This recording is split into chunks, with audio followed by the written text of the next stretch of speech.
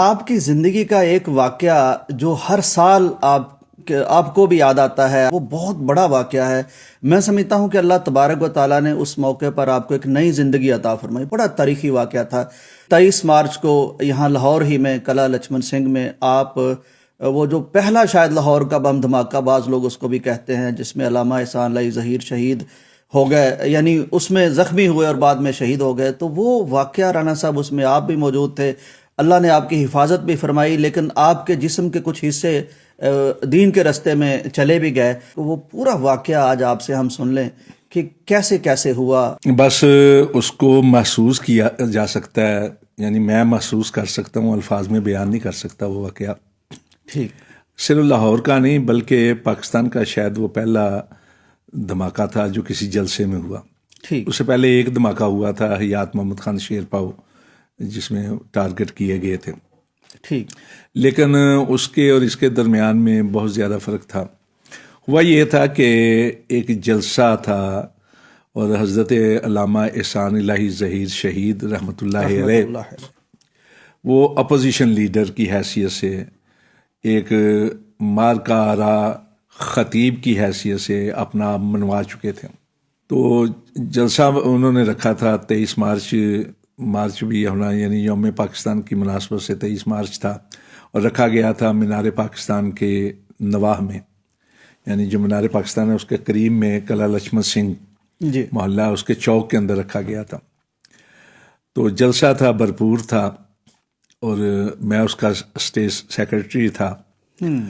تو حضرت علامہ شہید رحمۃ اللہ علیہ کے جو اکثر اخباری بیانات تھے اس دوران میں، وہ میں ہی لکھ کے اخبارات کو بھیجا کرتا تھا، اچھا، ماشاء اللہ، یعنی پریس ریلیز جاری کیا کرتا تھا۔ ٹھیک، تو اس میں بھی یہی تھی ہمیں کوشش کہ جو کچھ علامہ صاحب فرمائیں گے، چونکہ طریق ساز دین ہے، تو اس موقع پر جو آپ کی تقریر ہوگی وہ بہرحال ایک تاریخی تقریر ہوگی، تو اس کو بنانے کے لیے اسٹیٹ سیکرٹری بھی تھا، اوپر ہی بیٹھا ہوا تھا۔ تو جو پہلی رو تھی، کرسی نما صوفے جو ہوتے ہیں، ایک تو ہوتے ہیں نا صوفے بڑے، جی جی، ایک کرسی نما ہوتے ہیں، اس کا سیٹ رکھا گیا تھا، یعنی 3 ایک سائڈ پہ اور ایک سائڈ پہ۔ ٹھیک، حضرت مولانا حبیب الرحمن یزدانی خطاب کر رہے تھے، تو ان کے خطاب کے دوران میں حضرت علامہ شہید رحمۃ اللہ علیہ تشریف لائے۔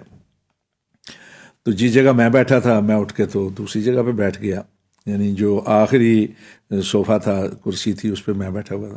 تو میرے والی جگہ پہ علامہ صاحب بیٹھ گئے، یزدانی صاحب تقریر کر رہے تھے۔ تو تقریر کرنے کے بعد علامہ صاحب کی ہونا لیے میں اٹھا، اور میں علامہ صاحب کے لیے ہونا ابتدائی کلمات کہہ رہا تھا۔ تو اسی دوران میں مجھے بعد میں پتہ چلا کہ یزدانی صاحب جانا چاہ رہے تھے، تو علامہ صاحب نے کہا کہ آپ بیٹھیں، اکٹھے چلیں گے۔ اللہ اکبر، کیا تاریخی۔ اچھا، اس کے بعد یہ ہوا کہ یزدانی صاحب بیٹھ گئے، جس جگہ میں بیٹھا ہوا تھا اس جگہ یزدانی صاحب بیٹھ گئے۔ علامہ صاحب، تو میں نے جب علامہ صاحب کو مدعو کیا کہ وہ تقریر کے لیے تشریف لائیں گے، تو چونکہ پچھلے دن جو تھے 19 مارچ کو ہوا تھا جنگ فورم کے اندر ایک مذاکرہ سیمینار ہوا تھا شریعت بل پر، ان دنوں شریعت بل کی بڑی دہائی مچی ہوئی تھی۔ 20 کو جمعہ تھا، اور 20 والے جمعے ہی میں علامہ صاحب نے میرا اعلان کیا تھا کہ یعنی میرے بعد چینی علی میں یہ خطبہ دیا کرے۔ اور 20 کی شام کو حضرت علامہ صاحب جو ہیں وہ چلے گئے خاتم النبیین کانفرنس کے لیے چنیوٹ میں۔ ٹھیک، تو چنیوٹ میں تقریر کرنے کے بعد وہ پھر جو سرگودا کے گرد و نواح کے علماء کرام تھے ان کے پاس گئے، بلوال میں گئے، مولانا سلیم اللہ کے پاس، اس طرح دیگر لوگوں کے پاس گئے اپنی جماعت کے لیے، تنظیم کے لیے۔ ٹھیک، تو 21 کی صبح کو تشریف لائے ہیں، صبح کے وقت، ساری رات وہ سفر میں رہے۔ اللہ اکبر، اللہ اکبر۔ تو 21 کو میں نے کہا جی کہ پسرور میں کانفرنس ہے، آپ نے میرے ساتھ وعدہ کیا ہوا جانا، تو کہنے لگا میں تو بڑا تھکیا، جس طرح ان کا انداز ہوتا تھا کہ میں نہیں جا سکتا، تو معذرت قبول کر لیا، پھر چلیں گے یہ وہ اپنا۔ تو میں نے انہیں اپنا کہہ دیا کہ اگر آپ نے نہیں نہ جانا تو پھر میں نے بھی نہیں جانا، اور میں نے پسرور جانا ہی نہیں، اس لیے کہ میری سبکی ہوگی، میں نے وعدہ لیا ہے، اور لوگوں کو پتہ ہے کہ میں علامہ صاحب کے پاس رہتا ہوں۔ تو علامہ صاحب کہنے لگا ٹھیک ہے، پھر ہم جو ہے نا گاڑی لے آؤ۔ تو اسٹیشن سے ہم گاڑی لے کے آئے، تو اگلے ڈرائیور کے ساتھ زبیر ہوتے تھے، فوت ہو چکے ہیں وہ بھی. علامہ صاحب کے دوست بھی تھے, ساتھی بھی تھے, کارکن بھی تھے, خادم بھی تھے, سب کچھ تھے. ٹھیک. زبیر صاحب تو وہ اگلی سیٹ پہ بیٹھ کے, تو پچھلی سیٹ پہ میں اور علامہ صاحب, تو علامہ صاحب نے درمیان میں ایک تکیہ بھی رکھ لیا تاکہ تھوڑا آرام لیٹ کے چلے جائے, آرام کرے. لیکن بہرحال پسرور گئے, اور میں یہ سمجھتا ہوں کہ یہ بھی ایک تاریخی بات ہے کہ ان کی آخری مکمل تقریر جو ہے پسرور کی ہے 21 تاریخ کی. تو 2 روزہ کانفرنس تھی پسرور میں 21 اور 22 کو. تو جب علامہ صاحب رخصت ہونے لگے تو مجھے کہنے لگے کیا پروگرام. میں نے کہا میں کل یزدانی صاحب کے ساتھ آ جاؤں گا, اس لیے کہ کل بھی کانفرنس ہے. کہنے لگے ٹھیک ہے. علامہ صاحب واپس آ گئے. تو اگلے روز یزدانی صاحب نے وہاں تقریر کی, تو پھر میں ان کے ساتھ آیا. تو انہوں نے جو ہے نا مجھے چائے وغیرہ پلا کے, تو پھر میں وہاں سے کاموں کی تک ان کے ساتھ آیا, بس پہ بیٹھ کے پھر میں آ گیا 23 کو. تو 23 تاریخ کو یہ صورت حالات تھی, یعنی تھکے ہوئے مسلسل سفروں کی وجہ سے اور کانفرنسوں کی وجہ سے, اور شریعت بل کا بڑا مارکا تھا, اور کئی اخبارات والے, ان دنوں ٹی وی چینل تو ہوتے نہیں تھے, صرف پی ٹی وی ہوتا تھا, لیکن اخبارات والے جو مسلسل آپ کے انٹرویوز کر رہے تھے, اس لیے کہ شریعت بل کے اور ضیاء الحق کے خلاف بڑی مؤثر اور دبنگ آواز جو تھی وہ حضرت علامہ شہید کی تھی. تو رات کہنے لگے جی کہ میں تھکا ہوا ہوں, تو آگے تو عام کرسی جو ہوتی ہے جو مجمع سے اٹھا کے اور رکھی, تو اس پہ بیٹھ کے انہوں نے تقریر کرنی شروع کر دی. اچھا, بیٹھ کے تقریر کی کیونکہ تھکے ہوئے تھے. بیٹھ کے تھکے ہوئے تھے, تو تقریر بیٹھ کے شروع کر دی.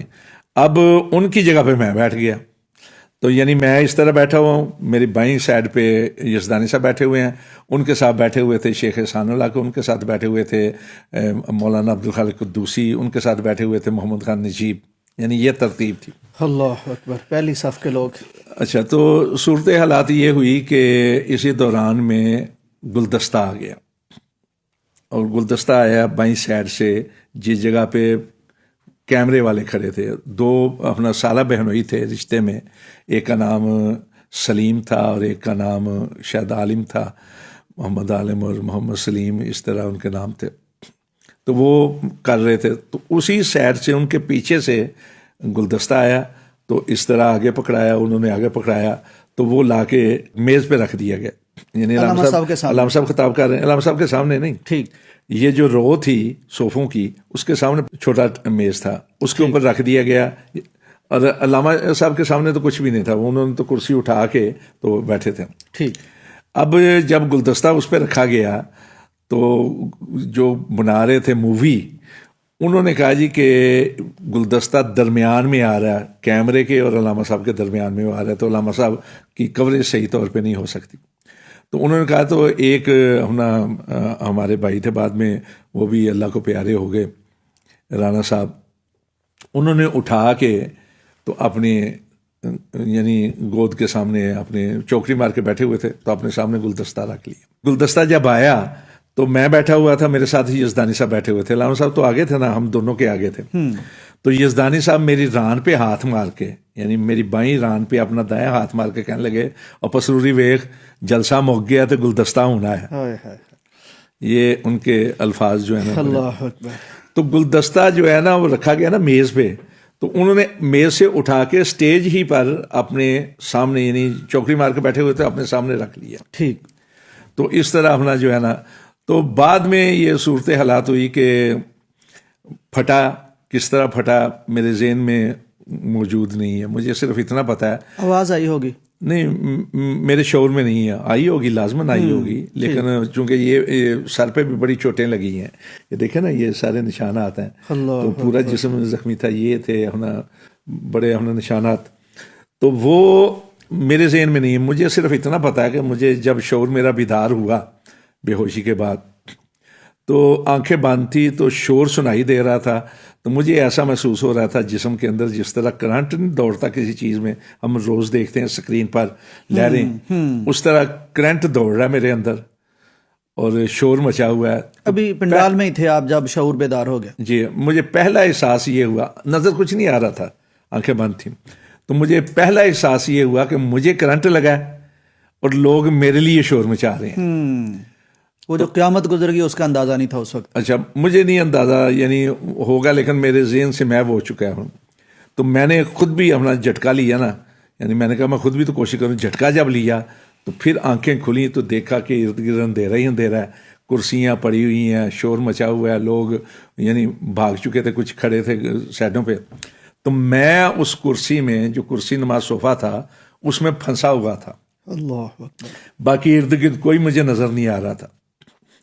اچھا, میں ان دنوں چونکہ ویٹ لفٹنگ بھی کیا کرتا تھا, اور اکثر لوگ یہ سمجھتے تھے کہ علامہ صاحب نے کوئی باڈی گارڈ رکھا ہوا ہے, اکثر تاثر یہ تھا. صحیح.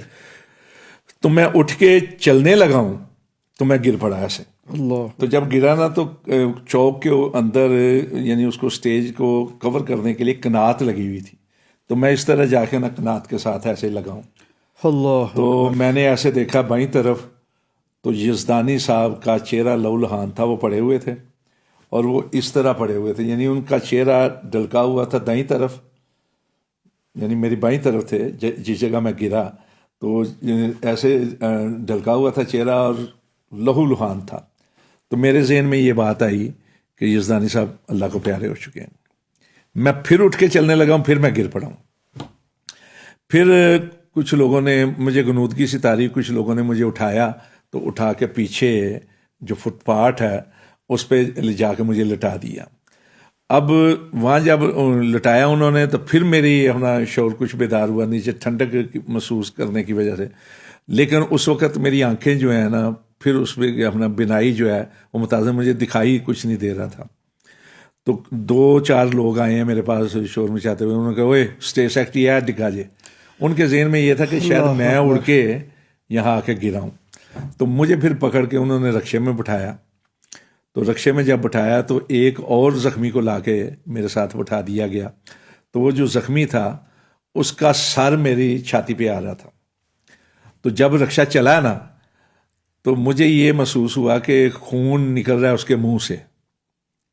تو پہلے تو میں نے کہا کہ میں ہٹا دوں, لیکن پھر میں نے کہا پتہ نہیں کتنی تکلیف ہوگی. میں نے اس کو, وہ خون اس کے منہ سے نہیں نکل رہا تھا, وہ میرے یہاں جو زخم ہے نا ان میں سے ابل رہا تھا خون. اچھا. تو میں سمجھ رہا تھا کہ اس کے منہ سے نکل رہا ہے. یہ زخم بہت بڑے زخم ہیں, اگر کبھی دکھاؤں گا تو آپ محسوس کریں گے. یہ پورے زخمی تھا. تو تھوڑا سا چلا رکشہ, تو رکشے کے جمپنگ کی وجہ سے میرے نا آنکھ سے خون بہنا شروع ہو گیا, دائیں آنکھ سے. تو ایک دفعہ میں نے ایسے کیا, پھر دوسری بار کیا, پھر میں نے کہا کتنی بار کروں گا بہتر. پھر جیسے ہی مینار پاکستان والے روڈ پہ چڑھنے لگا نا, یعنی رکشہ جو ہے مین روڈ پر, تو پھر مجھ پہ غنودگی طاری ہو گئی. پھر مجھے کوئی پتہ نہیں. پھر مجھے ہوش آیا ہے جب گوال منڈی سائڈ پہ جو میو ہسپتال کا گیٹ ہے وہاں پہنچا ہے, اور گیٹ کو کھٹکھٹا رہے تھے لوگ, اور دروازہ کھولو, گیٹ کھولو, گیٹ کھولو. زخمی نے گیٹ کھولو, یعنی گیٹ بند تھا. تو پھر ہمنا جو ہے نا مجھے اتنا محسوس ہوا, پھر مجھے غنودگی. پھر اسٹریچر پہ جب لٹانے لگے ہیں تو پھر مجھے ہوش آیا. تو میرے دائیں پاؤں والی جو چپل تھی, چپل میں پہنتا تھا, وہ کٹ کے گر چکی تھی. پاؤں پہ بھی زخم ہے, یعنی اس کے اپنا بم کے کو پارچہ لگا ہے پارچہ. لیکن بائیں پاؤں پہ میری وہ بھی چپل موجود تھی. تو میں نے جب دیکھا کہ دائیں پاؤں پہ نہیں ہے, تو میں نے کہا میری بائیں پاؤں والی بھی نہ اتار دو. انہوں نے اتار کے پھینک دی. پھر مجھے غنودگی طاری ہوئی, پھر مجھے کوئی ہوش نہیں آیا. پھر اگلے روز ہوش آیا ہے. پھر اس کے بعد یہ رہا کہ 15-16 دن تک یعنی کبھی ہوش آ جاتا تھا, ورنہ زیادہ تر بے ہوشی. تو یہ کیفیت جو ہے اس کو محسوس کرتا ہوں میں. یعنی یہ امر واقع ہے کہ اس کے بعد مجھے ایک تو یہ ہوا کہ یہ کہتے ہیں نا تقریب سے تعمیر کے پہلے, کہ مجھے موت کا خوف ہی نہیں ہے بالکل ذہن سے. دوسرا یہ کہ کسی اور کی موت پر قلق ضرور ہوتا ہے, لیکن جو انتہائی دکھ ہوتا ہے نا, وہ پتہ نہیں ہے ہونا فطرتی بات ہے یا کیا بات ہے, کہ میرے ذہن میں یہ بات ہے کہ سب نے جانا ہی ہے.